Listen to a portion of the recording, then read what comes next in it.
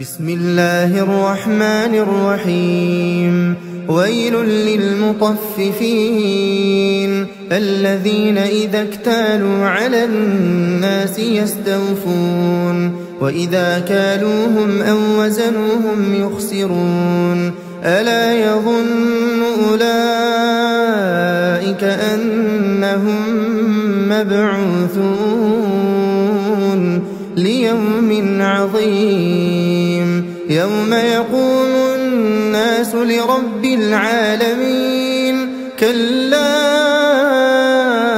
إن كتاب الفجار لفي سجين وما أدراك ما سجين كتاب مرقوم. ويل يومئذ للمكذبين الذين يكذبون بيوم الدين وما يكذب به إلا كل معتد أثيم. إذا تتلى عليه آياتنا قال أساطير الأولين. كلا بران على قلوبهم ما كانوا يكسبون. كلا إنهم عن ربهم يومئذ لمحجوبون ثم إنهم لصالوا الجحيم ثم يقال هذا الذي كنتم به تكذبون.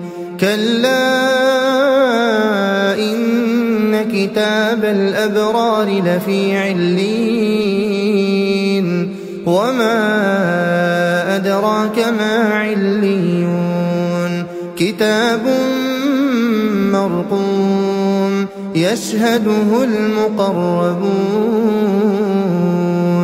إن الأبرار لفي نعيم على الأرائك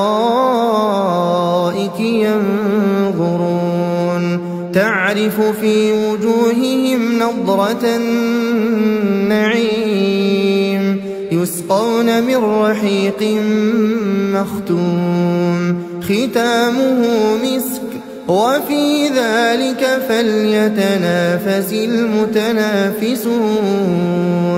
ومزاجه من تسنيم عينا يشرب بها المقربون. إن الذين أجرموا كانوا من الذين آمنوا يضحكون وإذا مروا بهم يتغامزون وإذا انقلبوا إلى أهلهم انقلبوا فكهين وإذا رأوهم قالوا إن هؤلاء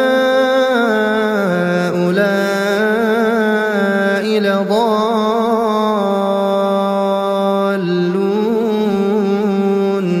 وما أرسلوا عليهم حافظين. فاليوم الذين آمنوا من الكفار يضحكون على الأرائك ينظرون هل ثوب الكفار ما كانوا يفعلون.